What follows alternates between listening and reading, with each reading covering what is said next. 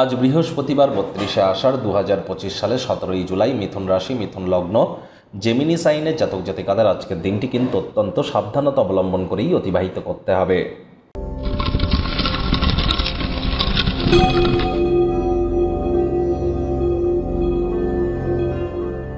ভিডিওটির শুরুতেই আপনাদের বলবো, স্ক্রিনে আপনারা দেখতে পাচ্ছেন বৃহস্পতির বীজ মন্ত্র ওম গ্রাং গ্রিং গ্রং স গুরাবে নামা।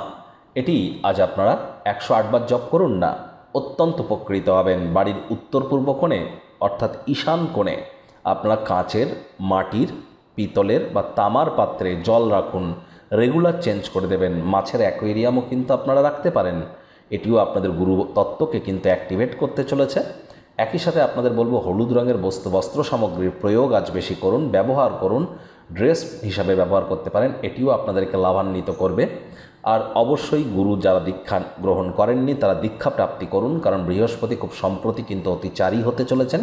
শনি বক্রী আছে, আর মাত্র কিন্তু একদিন পরই কিন্তু বুধ বক্রী হয়ে যাবে।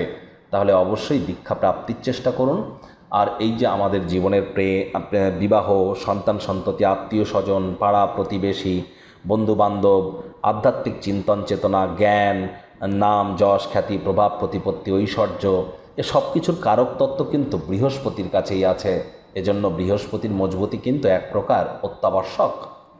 ভাগ্য মিটার আজ আপনাদের বলছে 4 আউট অফ 10, ভাগ্য আপনাদের অনুকূলেই থাকবে। দেখুন, কোনো নেতিবাচক বা নেগেটিভ কথাবার্তা বলতে কিন্তু আমাদেরও ভালো লাগে না, তবে গ্রহ নক্ষত্রের হেরফের অনুযায়ী ইন জেনারেল ডেলি প্রেডিকশন আমরা প্রস্তুত করে থাকি। যাদের চন্দ্র রাশি মিথুন, এই গণনা তাদেরই কিন্তু অধিকাংশ ক্ষেত্রে খাটবে। আজ কায়িক পরিশ্রম হলেও শরীর মনের সতেজতা এবং তরতাজাই আপনারা অনুভব করবেন। দীর্ঘদিনের পুরনো রোগশোক থেকেও আজ আপনারা মুক্তি পেতে পারেন।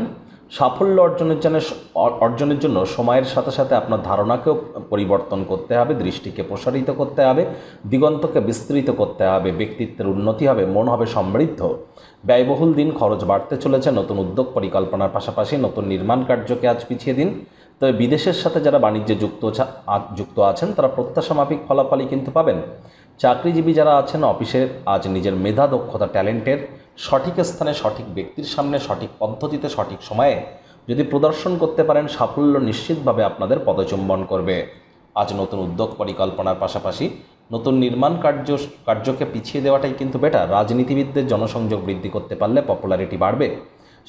বিদ্যার্থীদের পড়াশোনায় মনোযোগ আরও বৃদ্ধি করতে হবে। উচ্চশিক্ষার জন্য যারা বিদেশ যাত্রার কথা ভাবছিলেন, ভাগ্যদেবী আজ আপনাদের পক্ষে নেই। সন্তান সন্ততি থেকে থাকলে তাদের দিকে কঠোর সজাগ দৃষ্টি বজায় রাখুন।